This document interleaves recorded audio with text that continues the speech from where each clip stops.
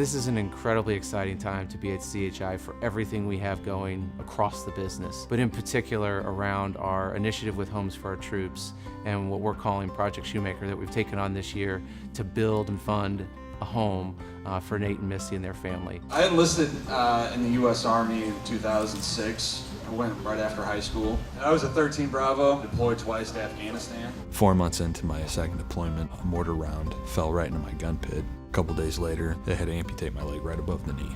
I first heard about Homes for Our Troops whenever I was at Walter Reed. Around 2011, they welcomed us in with open arms. Homes for Our Troops is a 501c3 nonprofit with the mission of building and donating specially adapted custom homes nationwide for the most severely injured veterans from Iraq and Afghanistan. When they come back, they're confined to wheelchairs. The homes that we build provide them full access, so there's no place they can't go. Nate Shumaker, for example, has a 1-year-old and a 5-year-old. They can't run and hide from him anymore because he can get into their bedroom to tuck them in at night. The 40 major adaptations that we put into each of our homes allows the veteran to be completely independent. Nate's going to be able to help Missy cooking. He can help with the laundry and the cleaning and the dishwashing. Looking forward to not having stairs. If I want to go, to my room, I don't have to go to this, through the hassle of going upstairs just to come back down, grab something. I can just walk, or I can use my wheelchair, with widened doors. One of the great things about working with C.H.I. is they're genuine. And you can feel it from the president, Dave Bangert, on down to everybody who's working on the floor, building the doors.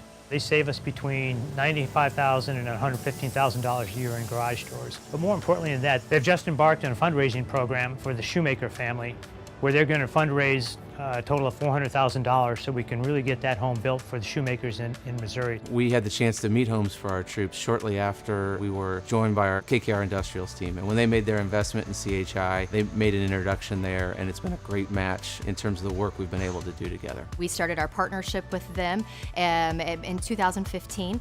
With that, we were lucky enough to put a C.H.I. door on all of the homes that they've been building.